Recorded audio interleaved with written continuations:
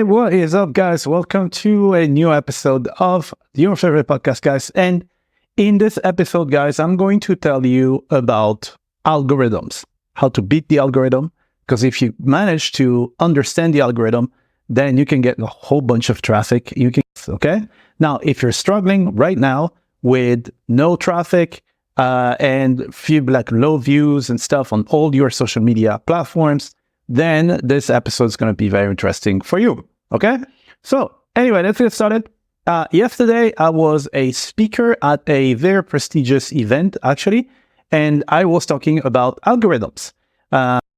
It turns out it was a panel of speakers, and I did not necessarily get to talk about what I'm going to tell you today, because there is just one thing that you need to know that can basically catapult your results and take you from 0 until 100, okay? If you understand this one thing. So this one thing is, I'm going to get to that, in a few minutes. Before that, I want you to understand how algorithms work, okay? There's not going to be something complicated or technical. So there are 4 steps to an algorithm. 4. That's it. So step number 1, the algorithm is going to collect data. So what it does, it will look at different pieces of information, and then it will collect that data. All right. So at this stage, what's in for you? What do you need to remember about this? So what you need to do is you need to understand what is the data that's being collected by the algorithm, and then what data matters more than the others. Okay, so I'm going to give you an example here. We're going to do a parallel with, let's say we're at the Olympics and we're the judges for arithmetic gymnastics. Okay, and so you see the judges, they have something called a scorecard, right? And on the scorecard, there are a bunch of things, I don't know, speed, agility, grace, precision, balance, and stuff. And they basically put the numbers in there. Okay, so that scorecard tells you what are the metrics that the algorithm will look for. Okay. Now, before I say anything else, please understand what I'm giving you here. This is common to all algorithms, all of them. Now, what the algorithms look like, look in terms of data, then this is you have to figure out based on the social media platform, or it's for any algorithm. It could be a spam filter, it could be anything. Okay. So first is the data collection. So they collect data. Okay. Now your job is to figure out which one of those data points is more important. Okay. Just like me and you, we are like humans. Let's say you have criteria about what makes a person likable for you, right? And some things are more important than others. Well, if they have, I don't know, if they breathe very hard through their nose, it's a minor inconvenience, but it's not a problem. If they're nice, then that gives you more kudos, okay? So it's the same thing for the algorithm. You need to figure out what is it that they're looking at and the weight that they give to each of those things, okay? Now, second step is, again, we're judges in this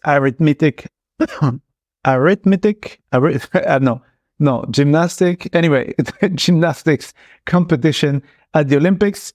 And now we have our scorecard. We put all the numbers and stuff. So what do? We compile a score.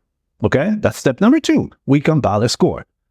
The score, let's say as I come to you and I say, and you're like, hey, my man, is that good or bad?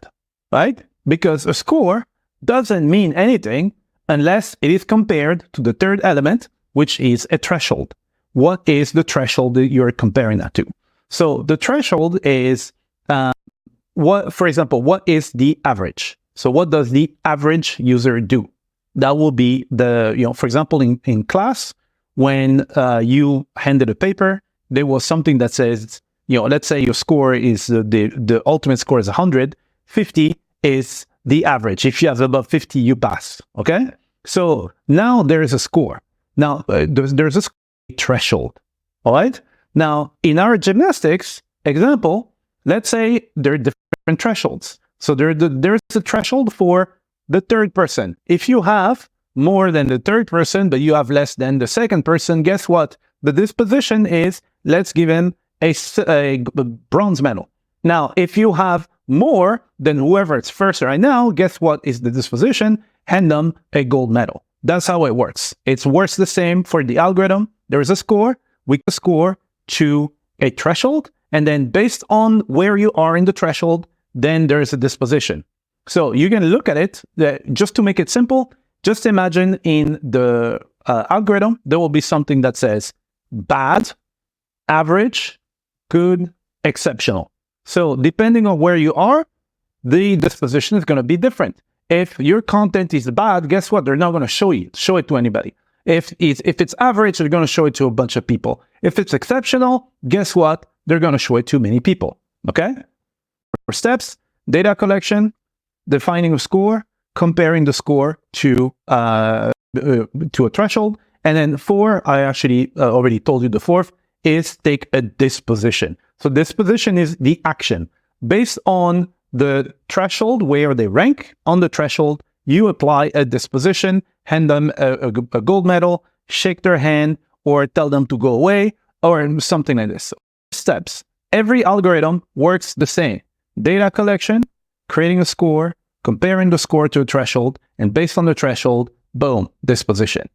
So that is what you need to remember about the algorithm. Now, what I didn't get to explain yesterday is this one thing that I was going to tell you, that if you understand this, you can go from 0 to like 100, right? So you may be like, well, you're saying this right now, your views on the YouTube are not that high. Yes, because I'm trying to figure out what YouTube is collecting as information, what is the metric that matters the most to them, and metric, and I can already see the improvement, okay?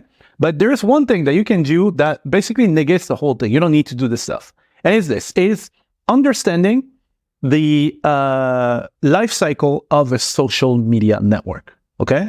If you understand this, guys, this will change your life. We're just going to use our logic, okay? Let's say now there's this new social media network, right? That comes out. And there are a whole bunch of competitors already there, right? So I have invested a whole bunch of money into creating the platform.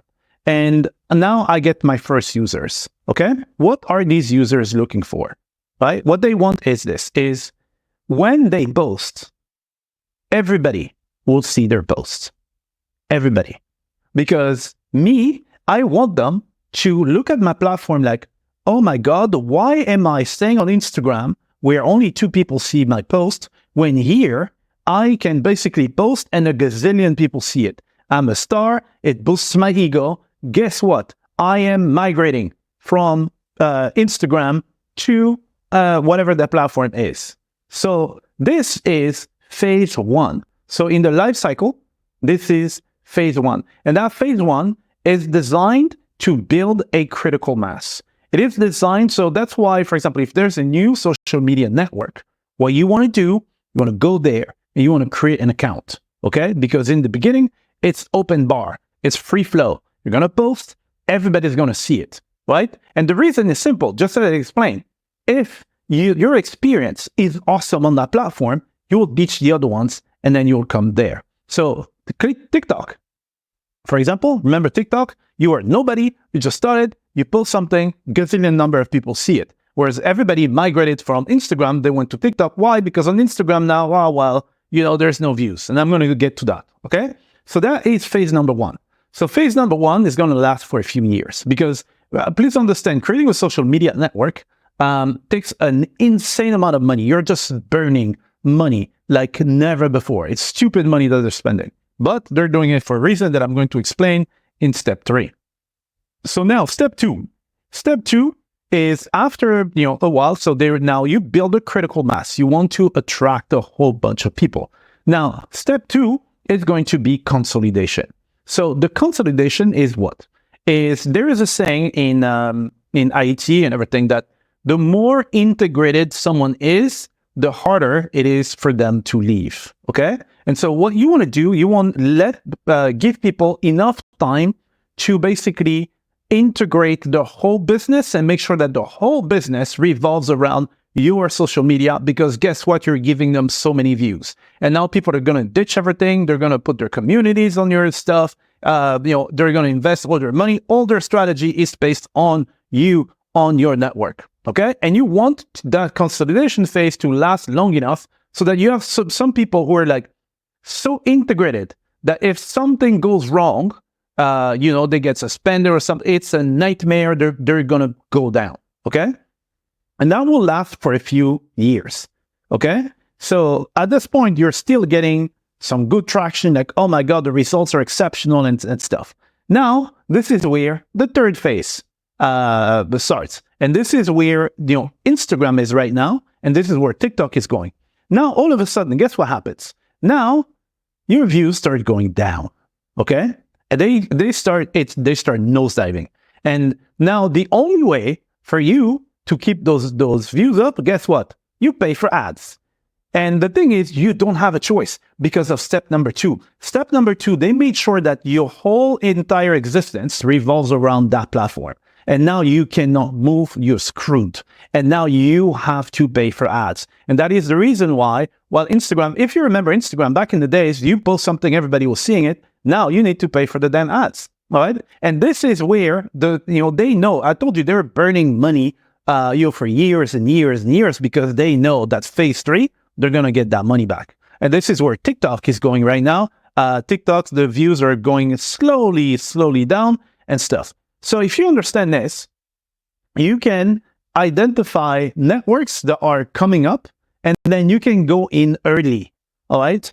And you don't even have to be the biggest creator on the planet or something. You just have to be there when it opens. Like YouTube, for example, me, I'm getting on YouTube, now.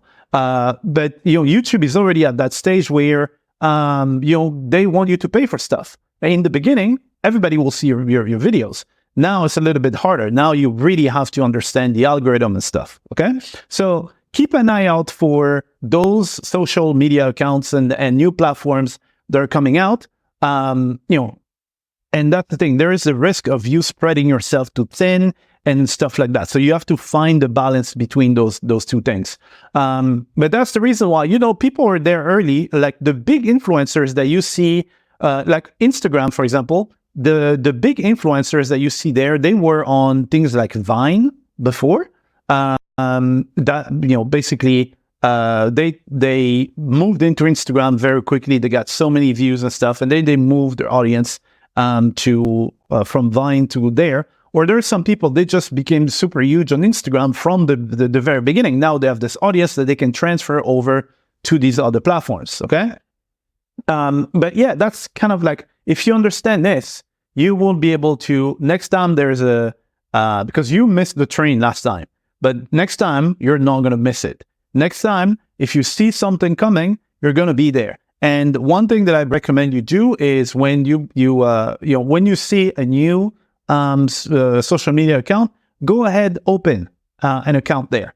Now, me, what I will do is this. I don't necessarily want to spread myself too thin, and what I will do is I will try to automate the posting as much as possible. So I create one piece of content on a different network, and then I will make sure that I'm on this new platform without giving in my attention. Okay. If I can see that, wow, this thing is pumping and stuff, maybe, you know what I mean?